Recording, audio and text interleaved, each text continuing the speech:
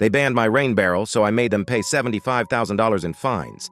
I live on a half-acre lot in a wooded HOA subdivision. My property backs up to a small creek, and for years I've collected rainwater from my garage roof using a 250-gallon blue barrel.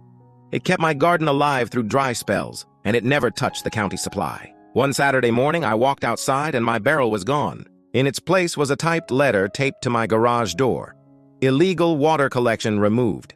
Violation of HOA Rule 14.2.1. Water conservation devices must be approved before installation. I stared at the wet patch where it had sat, then picked up the letter and read it in full. No warning, no hearing, just gone. I called the HOA office and their secretary, Clara, answered. "You should have checked with the board first," she said smugly. "Our water comes from a shared well. Collecting rainwater affects the system." I knew that was nonsense. My barrel collected runoff, not well water. But instead of arguing, I started digging. First, I pulled the HOA's governing documents online and found something interesting. They claimed jurisdiction over water management systems, but their definition hadn't been updated since 1982. Then I called the county water authority. The inspector told me something surprising. In our state, rainwater harvesting had been legalized for residential use 5 years ago. It even qualified for small grants. Armed with that info, I next looked into my property's water source. I requested the HOA's well records and discovered something startling.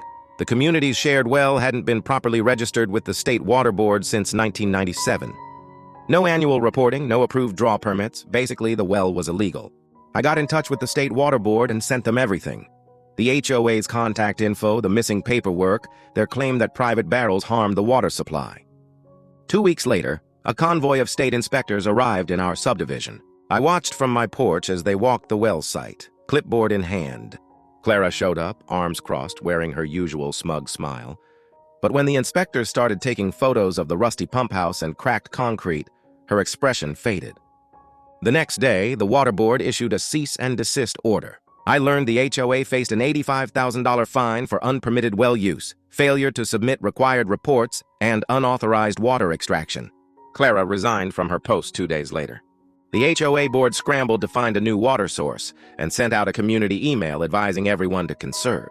Meanwhile, I reinstalled my rain barrel with an inspection seal and a small plaque from the county water board declaring my setup fully legal. I filled it that afternoon and watched the blue plastic gleam in the sun. I consider revenge taken.